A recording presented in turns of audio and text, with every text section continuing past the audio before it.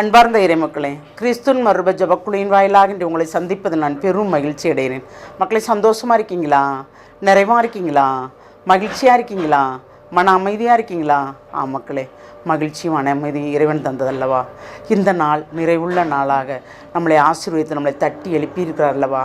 அதற்கே நாம் மகிழ்ச்சி வர வேண்டுமே இல்லையா? இன்று அவர் நமக்கு என்ன செய்தி தருகிறார் பார்ப்போமா?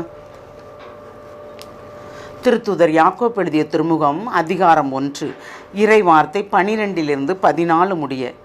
சோதனையை மன உறுதியுடன் தாங்குவோர் பேர் பெற்றோர், ஏனெனில் அவர்களது தகுதி மெய்ப்பிக்கப்படும் போது தம் மீது அன்பு கொள்வோருக்கு கடவுள் வாக்களித்த வாழ்வாகிய வெற்றி வாகையினை அவர்கள் பெறுவார்கள்.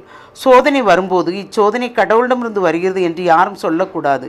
ஏனெனில் கடவுள் தீமையின் தூண்டுதலுக்கு உள்ளாவதில்லை, அவரும் எவரையும் சோதிப்பது இல்லை. ஒவ்வொருவரும் தம் சொந்த தீய நாட்டத்தினாலே சோதிக்கப்படுகின்றனர். அது அவர்களை கவர்ந்து மயக்கி தன் வயப்படுத்துகிறது. Praise the Lord. ஒரு நோய் வருது, ஒருத்தருக்கு நோய் வருது. இறைவனா அந்த நோய் கொடுத்தாரு? இல்லை. நாம் தவறு செய்யும்போது நீ தவறு செய்கிறாய், தவறிலிருந்து வெளியே வா என்று சொல்லும்போது நாம் கேட்கவில்லை. அந்த தவறு நமக்கு கவர்ச்சியாக தெரிகிறது. நாம் செய்யும்போது அதையே நம் கண்கள் காணுகிறது, அந்த இடத்திற்கே நாம் போக வேண்டும் என்று நம் கால்கள் விரைகிறது இல்லையா? அப்போ அது மாயை தானே. அது அவர்களை கவர்ந்து மயக்கி தன் வயப்படுத்துகிறது. அது அவர்களை கவர்கிறது. அந்த சிந்தனை எப்பவும் அதே சிந்தனையோடு இருக்கிறதுனால தான் அந்த சோதனை நம்மளை வந்து சாருது. வியாதியின் தன்மையுமே நாம் செய்த பாவத்தின் சம்பளம் தானே இல்லையா? இறைவன் தந்தாரா? இல்லை. இறைவன் என்னைக்காவது நமக்கு நோயை தருவாரா? நாம் துன்புறுகிறோம் என்றால் கண்டிப்பாக ஏதாவது ஒரு காரணம் இருக்கும். ஒன்று, நாம் சோதனைக்கு விழுந்திருப்போம், இல்லாட்டால் நாம் பரிசோதிக்கப்படுவோம். சோதிக்கப்படுவோம் இல்லை, பரிசோதிக்கப்படுவோம். அப்போ அதில் நாம் நிலைத்து இருக்கோம் என்றால்தான் இறைவனோடு நிறைந்து இருக்க முடியும். இல்லை என்றால் இல்லை. அதனால் என்ன சொல்கிறாரு? சோதனையை மன உறுதியுடன் தாங்குவோர் பேர் பெற்றோர், ஏனென்றால் அவர்கள்தான் இறைவனுக்குரிய தகுதியோடு இருக்கிறார் என்று மெய்ப்பிக்கப்படுகிறார்களாம். அப்போ இறைவனும் நமக்கு ஒரு மெய்யுறுதியை தருகிறார். பரிசோதிக்கப்படும் போது அல்ல. சோதிக்கப்படுவது எது? நம் செயல்களால். பரிசோதிக்கப்படுவது எது? இறைவனோட மன உறுதியோடு நாம் இருக்கிறோமா என்பதுதான். அப்போ அந்த பரிசோதனைக்கு நாம் சரியானவர்களாக இருக்கிறோமா? அந்த சரியானவர்களாக இருந்தால் அவர் தருகின்ற வெற்றி அது நம்மளுக்கு நிறைவான ஆசீர்வாதத்தை தரும்.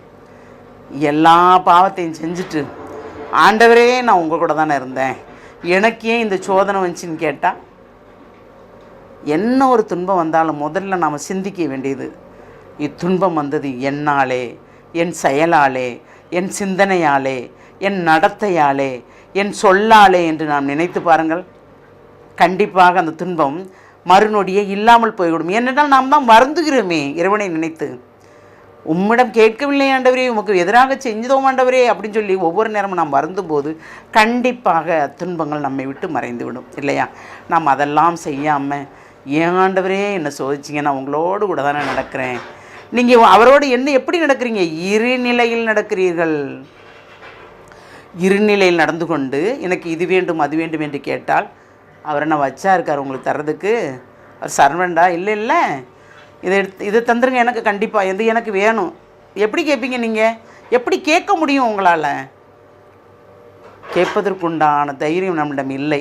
ஏனென்றால் நாம் தகுதியற்றவர்களாக ஆனோம். தகுதி உள்ளவர்கள் என்றால் மன உறுதியோடு எல்லாத்தையும் தாங்கும் போது தான் நாம் தகுதியோடு இருக்கிறோம். அவரும் நமக்கு வெற்றியை தருகிறார். அந்த வெற்றி சரியான மலராக மணிமகுடமாக நமக்கு வரும்.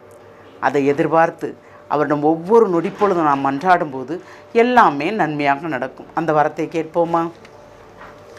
தாயும் தந்தையுமான இறைவா, ஒரு தந்தை தன் பிள்ளைகளை தேற்றி திடப்படுத்துவது போல் ஆண்டவரே, தவறு செய்யும்போது நீர் எங்களை கண்டித்து திருத்தி எங்களை நிறைவாக கொண்டு வருகிறீர் ஆண்டவரே. நீர் கண்டித்தும் திருந்தாதவர்கள் ஆண்டவரே இருக்கிறோம் ஆண்டவரே, எல்லாரும் இல்லையா ஆண்டவரே? அப்படி திருந்தாதவர்கள் தான் ஆண்டவரே துன்பத்தின் வாயில் வரைக்கும் சென்று மீண்டும் பழையபடி வருகிறார்கள். உடைய அருமை தெரிந்து உதாரி மைந்தனை போல் ஆண்டவரே ஏற்றுக்கொள்ளும் ஆண்டவரே. அவர்கள் ஆன்மாவை மீட்டு எடுப்பதற்குண்டான வல்லமை கொடுக்கும் ஆண்டவரே.